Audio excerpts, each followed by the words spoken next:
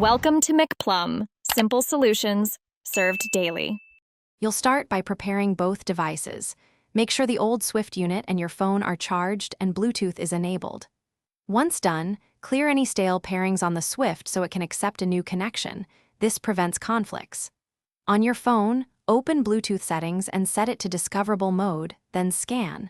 When the Swift appears, select it immediately. This first pairing establishes the secure link, so audio and phone calls can route correctly. Don't skip these initial checks. After selecting the Swift device, follow the prompts. Confirm or enter the PIN shown on either screen. Common codes are 0000 or 1234. Once paired, go into the phone's Bluetooth settings and enable both media audio and phone/audio contacts. This allows music and caller ID to work. If the Swift has a menu, enable Bluetooth audio and set phone priority. Make sure software versions are compatible. If the phone asks to allow contacts or messages, accept so call and messaging functions operate correctly. Finalize by testing.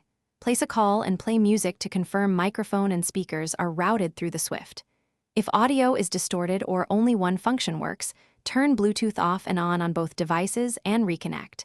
Often a simple restart resolves negotiation issues.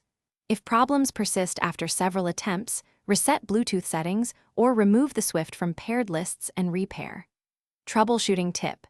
If pairing repeatedly fails, power cycle the Swift's head unit, and if a